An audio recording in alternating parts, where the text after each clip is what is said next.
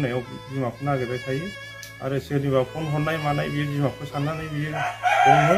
गाव मोजां रोखोम जुदि फोरमायहराबा बेखौ आजावनाय जानाय नङा आरो थांनाय समावबो बे बुंनो रोंनाय नङा आंजों दावराव जादों होननाय। नों न'आव फैफिनदो गोसोखांनानै गाबबाय थायो मोनायावबो उन्दुनायावबो।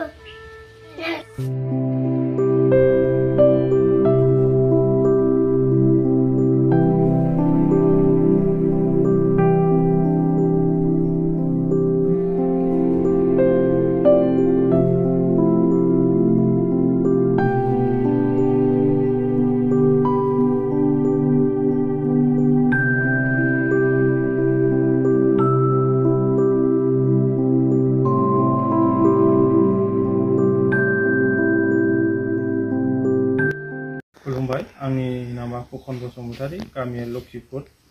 थांनाय बिस्थिबार खालि 15 तारिख बिस्थिबार खालि बे बाजार जानो थांदोंमोन। बे बाजार जानायनिफ्रायनो आंबो थांदोंमोन, माने बे आंखौ थगायनानै बाजारनिफ्रायनो बे खारखुमा लांनाय बायदि जादों आरोखि। ओमफ्राय दिनैसिम बिनि खबरबो मोनाखै मोजां। ओमफ्राय बियो आंनि सन्देह बियो सोरजोंबाबो फन रायलायबाय थायोमोन। दा बिथांजोंनो दंहैमारो ना मायो बे दिनैसिम डिटेल्स मोनाखै। ओमफ्राय बियो गाव बेनावथ' फैसा थाइसेबो गैयामोन।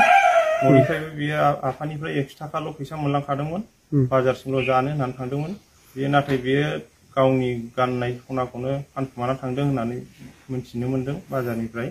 दा बिथाङा सोरजोंबा जुदि दंहैबायोबा बा सोरबा खामानि मावनो थाहैबायदोंब्ला जिथुनाखि गावनि गथ' फिसा असे दिनैसिमबो बियो मोनायाव बिमाखौ नागिरबाय थायो आरो सोरनिबा फन हरनाय मानाय बियो बिमाखौ साननानै बियो हमो।